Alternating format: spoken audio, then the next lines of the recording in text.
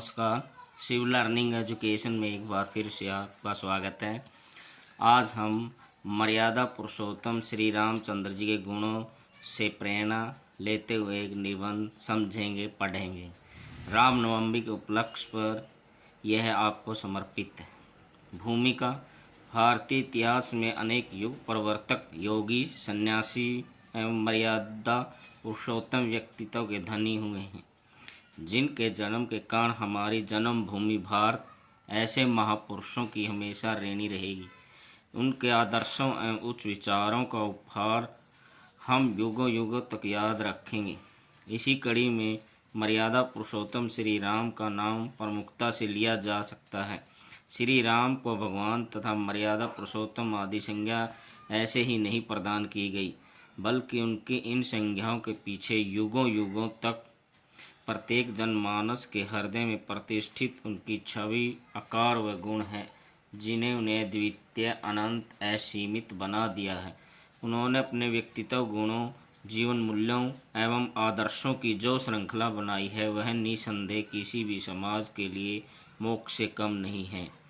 उन्होंने अपने जीवन काल में एक राजा, भाई, मित्र, पुत्र तथा पति के रूप में जो छाप छोड़ी है, उन्हें इसी कारण मर्यादाओं का पालन करने के कारण मर्यादा पुरुषोत्तम के रूप में भी जाने व माने जाते हैं। भगवान राम की जो लौकिक लीला हम देखते व सुनते हैं, इन्हीं लीलाओं के कारण आज उन्हें भगवान के समान पूजा व माना जाता है।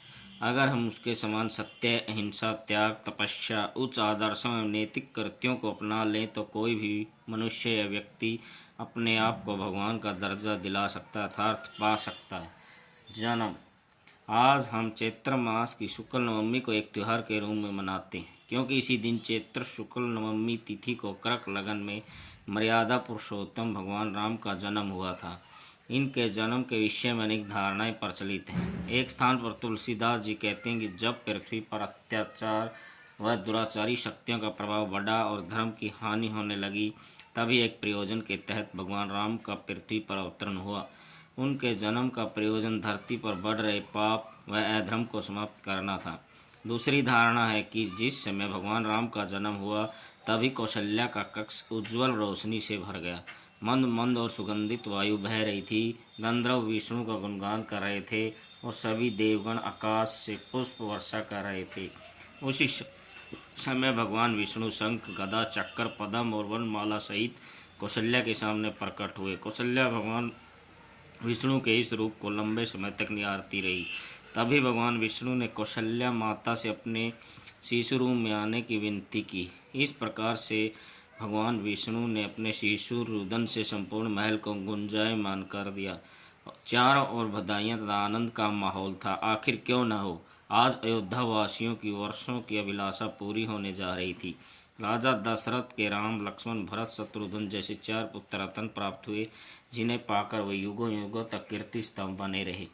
राम कथानक रूप में राम भगवान का अवतार होते हुए भी अपने स्वाभाविक गुणों के कारण सहज व सरलता से जनमानस के हृदय में उतरते हैं। अयोध्या के राम प्रत्येक घर में भजनों, लोकगीतों तथा लोक कलाओं के माध्यम से व्याप्त थे। तुलसीदास द्वारा कृत रामचरितमानस ने श्री राम के जीवन को दोहे, छंद, सवैया तथा छुपाई के माध्यम से राम की इन सामाजिक उपस्थिति को नया आयाम दिया। रामचरितमानस की रचना के बाद अनेक कवियों एवं लेखकों ने श्री राम के अपने अपने दृष्टिकोण से गद्य पद्य रचनाओं में जो झांकी प्रस्तुत की, इसके बाद तो अयोध्या के राम जनमानस के राम बनकर रह गए। भगवान श्री राम का व्यक्तित्व इतना आकर्षक एवं गौरवशाली है कि इनके जीवन पर अनेक भाषाओं में अनेक काव्य ग्रंथ उपलब्ध हैं। इतने आख्यानों, व्याख्यानों, ग्रंथों, काव्यों के बाद भी हम हर बार कुछ न कुछ अव्याख्यायित ही रह जाते हैं। संसार के क्षेत्र में, संस्कार के क्षेत्र में भारत प्राचीन काल से ही आध्यात्मिक देश रहा है। इसी कड़ी में हमारे जीवन जीने के जो नियम बने हैं, वो हमारी आध्यात्मिकता का ही परिणाम है।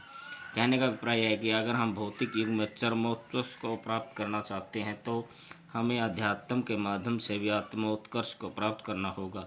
यह तभी हो सकता है जब हम भौतिक जीवन में आदर्शों और मूल्यों को स्थान देते हैं। इसी उदाहरण के तौर पर हम भी श्री राम जी के व्यक्तित्व को ले सकते हैं। श्री राम का सांसारिक जीवन व उच्च आदर्श तथा मानवीय रूप में अयोध्या के राजा व दशरथ के पुत्र होने के बावजूद भी वे भगवान श्री राम के नाम से जाने माने व पूजे जाते हैं। वे इस कदर जनमानस में समायोजित हो गए हैं कि अब उनका नाम राम ही किसी मंत्र से कम नहीं लगता। इस प्रकार राम नाम संस्कार बनकर सदियों से चला आ रहा है और सदियों तक चलता रहेगा। आदर्श व्यक्तित्व। किसी भी समाज को चलाने के लिए आदर्शों की आवश्यकता होती है जो समाज को नया आधार व आयाम दे सकें। इस प्रकार के सामाजिक आदर्श के लिए भी श्री राम का आदर्श तथा उनके जीवन जीने का ढंग मुख्य रूप से सामने आता है। उन्होंने अपने जीवन के गुणों और आदर्शों की जो कड़ी पेश की है, निसंदेह वह अन्यत्र कहीं प्राप्त हो।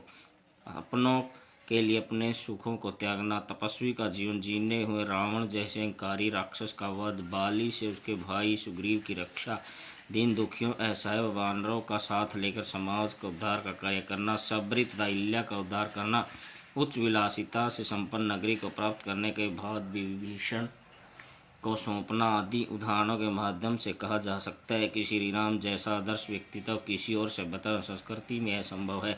इसी कारण श्री राम के व्यक्तित्व का आदर्श पुरुषोत्तम कहा जाता है। राम राज्य की कल्पना से सरोकार। न केवल श्री राम का आदर्श पितु उसके शासन चलाने के ढंग से भी हम आधुनिक कल्याणकारी राज्य की कल्पना राम राज्य से कर सकते हैं। उनके राज्य में राजा और प्रजा के बीच कोई अंतर नहीं किया जाता था। राजा को प्रजा दोनों को उच्च आदर्श नैतिक रीतियों का पालन करना पड़ता था।